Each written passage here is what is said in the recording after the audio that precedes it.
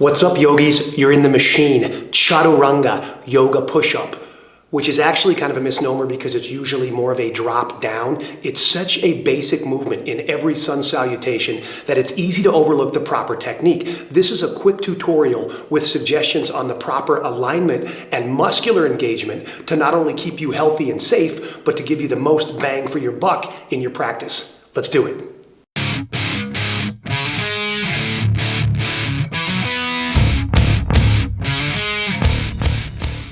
Chaturanga, always called yoga push-up. I don't know why, because it seems like it's really a drop down. There are three super important things that are going to give you the most physical benefit and keep you safe in the pose and set you up for other arm balances later. I always think of this as an arm balance because we're shifting weight into the arms. One is the position of the shoulders and the scapula. Two is the position of the pelvis, the tucking of the tailbone. Three is the angle of the arm with the elbow over the wrist. So let's take those one at a time. The shoulders and scapula, sometimes when we drop weight onto them, they start to jam up. We want to keep them back, away, shoulders away from the ears and scapula together, just like we do almost all the time in yoga. Imagine mountain pose with your arms in front of you. That's really what your chaturanga should feel like. Two, sometimes if we don't shift forward enough, our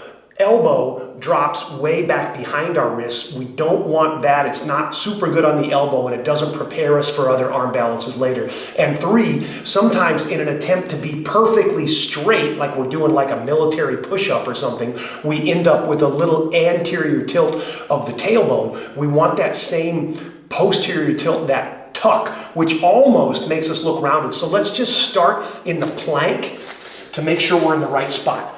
Hands under shoulders,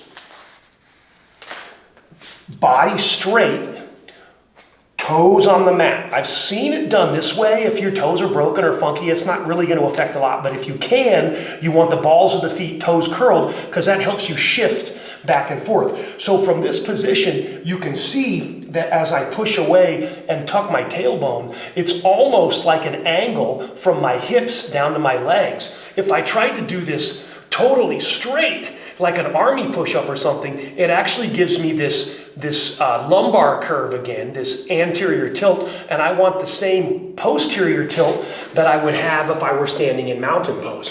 So hands under shoulders, toes curled, pushing away, not rounding up like a cat. Sometimes you do that in a class because it's part of an exercise, but your plank is pretty flat in the back.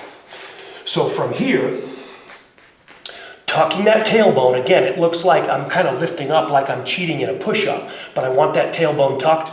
I want my fingers facing forward so I can grab the mat and grip with them, and I want my shoulders over my elbows. The first movement is a slight shift, so I actually rock forward, driving with those toes to put my shoulders in front of my hands so my elbows are directly over my wrists. A great way to practice this, if it's rough on the wrist, is just to find a tabletop and shift yourself forward a little bit. As you think you're really compressing and pinching those wrists, push back with your fingertips, claw the mat. Another important thing about this hand positioning is externally rotating the arms so they're really close to your ribs as you drop down. You don't want them turned out. Not as good for the elbows, and it's a totally different exercise. So palms under shoulders, externally rotated. That means I turn them out and then I grip the mat forward. Up on the toes, engaging that core to tuck the tailbone. Then I shift forward, looking forward or looking down. I'm not looking up, pinching neck, looking maybe a couple of feet in front of my hands. And then I drop down halfway. So my elbows are pretty much over my wrists and I'm at about 90 degrees. From here, sometimes you drop all the way for a cobra or something. Usually in your sun salutation, you flip, keeping the knees off the mat for up dog. So, repeat really quick, review. Forearms turned out, externally rotating the hands, gripping the mat. Sometimes it's a challenge because when we externally rotate our arms, our hands follow. So you almost have to externally rotate them and then leave them and turn the hands back in so they're able to catch you as you lean forward. Not only does this catch you, but the pinching, the clawing, the gripping of the mat engages the forearm and protects that wrist. So palms under shoulders, external rotation, fingers face forward. We shift so the shoulder goes in front of the wrist and lines the elbow up with the wrist. Tailbone is tucked. Scapula are together.